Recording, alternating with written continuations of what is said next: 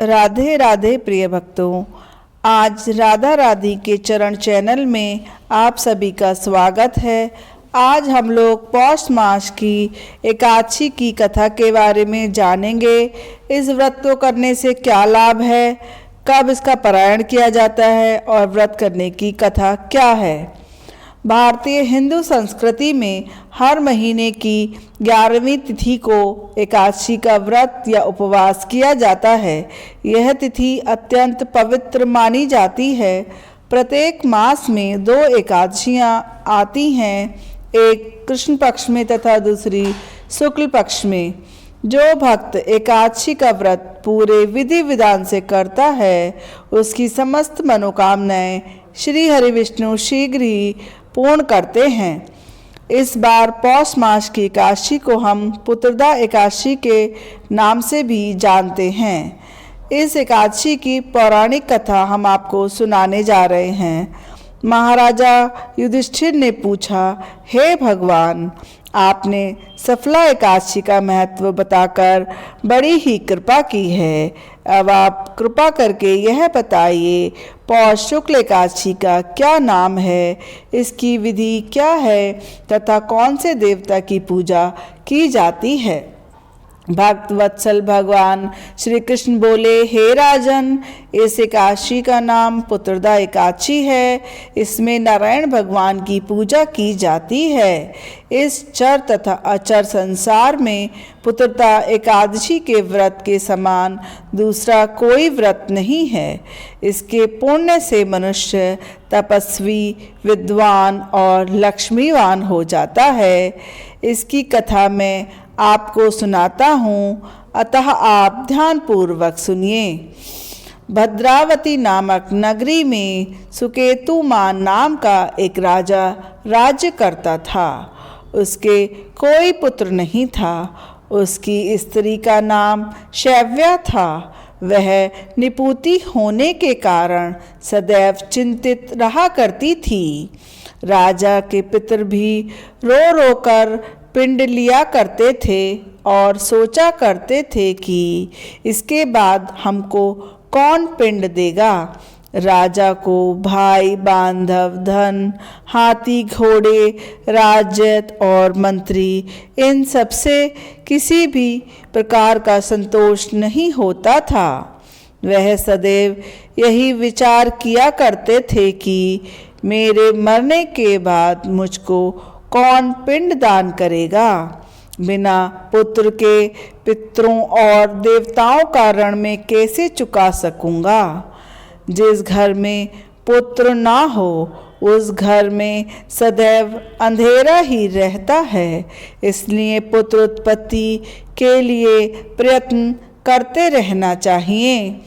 जिस मनुष्य ने पुत्र का मुख देख लिया है, वह धन्य है। उसको इस लोक में यश तथा परलोक में शांति मिलती है, अर्थात उसके दोनों लोक सुधर जाते हैं।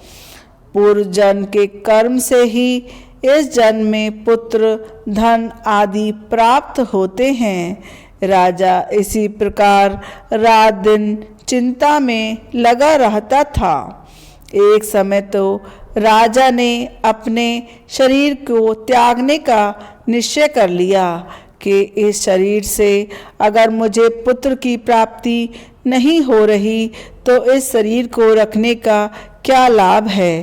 परंतु आत्मघात को महान पाप समझकर वह यह कदम नहीं उठा पाया और आत्महत्या के घोर पाप से बच गया। एक दिन राजा ऐसा ही विचार करते हुए अपने घोड़े पर चढ़कर वन को चल दिया तथा पक्षियों और वृक्षों को देखने लगा। उसने देखा कि वन में मृग, व्याघ्र, सुअर, सिंह, बंदर, सर्प आदि सब भ्रमण कर रहे हैं। हाथी अपने बच्चों और हाथियों के साथ सुखपूर्वक भ्रमण कर रहा है। इस वन में तो कहीं गीदड़ अपने कर्कश स्वर में बोल रहे हैं, तो कहीं उल्लू ध्वनि कर रहे हैं। वन के दृश्यों को देखकर राजा सोच विचार में लग गया। इसी प्रकार आधा दिन व्यतीत हो गया। वह सोचने लगा कि मैंने कई यज्ञ किए, ब्राह्मणों को भोजन से तृप्त किया, उनको अधिक से अधिक दान दिया, फिर भी मुझको दुख प्राप्त हुआ है। इसका क्या कारण है? राजा वन में भटकते भटकते बहुत दूर निकल गया और प्यास के मारे अत्यंत दुखी हो गया और पानी की तलाश में इधर उधर भटकने लगा। थोड़ी ही दूरी पर राजा ने एक सरोवर देखा। उस सरोवर में कमल खिले थे तथा सारस, हंस, मगरमच्छ आदि विहार कर रहे थे। उस सरोवर के चारों तरफ मुनियों के आश्रम बने हुए थे। उसी समय राजा के दाहिने अंग फड़कने लगे। राजा शुभ शगुन समझकर घोड़े से उतरकर मुनियों को दंडवत प्रणाम करके उनके समीप बैठ गए।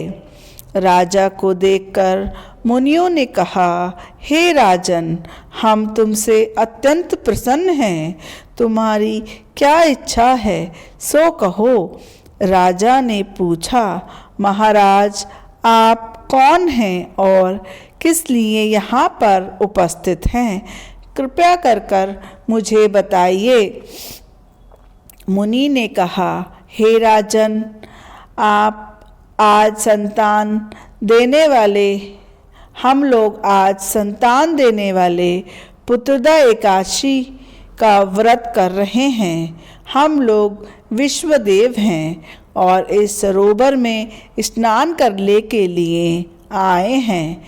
यह सुनकर राजा कहने लगा कि हे महाराज, मेरे पास भी कोई संतान नहीं है।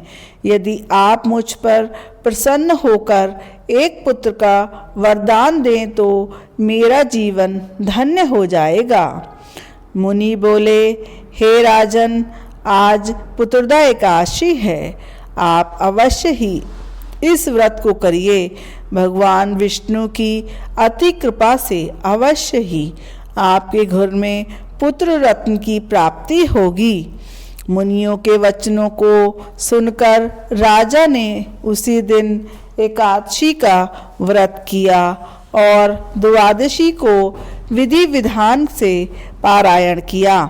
इसके पश्चात मुनियों को प्रणाम करके वह अपने महल की ओर चल दिए। कुछ समय के पश्चात रानी गर्भवती हुई और 9 महीने के पश्चात उनके एक सुंदर और सुशील पुत्र प्राप्त हुआ। वह राजकुमार अत्यंत शूरवीर, यशस्वी और प्रजापालक हुआ। श्री कृष्ण भगवान बोले, हे राजन, पुत्र की प्राप्ति के लिए पुत्रदा एकादशी का व्रत अवश्य ही करना चाहिए। जो मनुष्य इस महात्म को पढ़ता है, सुनता है, उसको स्वर्ग की प्राप्ति होती है और जो भक्ति भाव से पुत्रदा एकादशी का व्रत करता है उसको पुत्र प्राप्ति होकर अंत में मृत्यु के समय भगवान कृष्ण के धाम की प्राप्ति होती है। अतः पुत्रदा एकादशी का व्रत पूरे नियम और श्रद्धा से करना चाहिए।